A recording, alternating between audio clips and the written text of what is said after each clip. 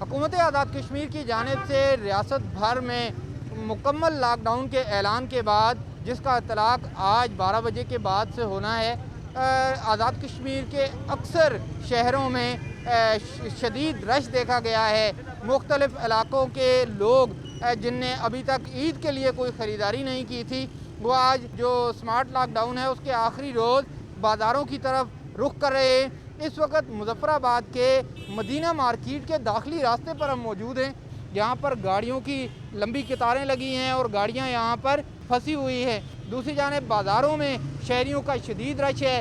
آج حکومت کی جانب سے جو وبائی مرض ہے کرونا وائرس، اس سے محفوظ بنانے کے لیے مکمل لاک ڈاؤن کا اعلان کیا گیا، تو آج سمارٹ لاک ڈاؤن کے آخری روز بازاروں میں ہول سیل ریٹ پر کرونا وائرس جو ہے اس کی تقسیم جاری ہے۔ لوگوں کی ایک بڑی تعداد کرونا وائرس کے خدشے کے باوجود بھی بازاروں میں موجود ہیں۔ کیا بچے، کیا بوڑھے، کیا جوان، سبھی اس وقت جو ہے وہ بازاروں کا رخ کر رہے ہیں۔ خواتین کی ایک بہت بڑی تعداد ہے، زیادہ تر تعداد لوگوں کی یہاں پر عید کی خریداری کے لیے آئی ہے۔ چونکہ سمارٹ لاک ڈاؤن کے دوران سفری پابندیاں ان کا اطلاق تھوڑا سخت کر دیا جاتا ہے، اس وجہ سے دیہی علاقوں سے بھی شہریوں کی ایک بہت بڑی تعداد آزاد کشمیر کے مختلف شہروں میں بازاروں کا رخ کر رہی ہے۔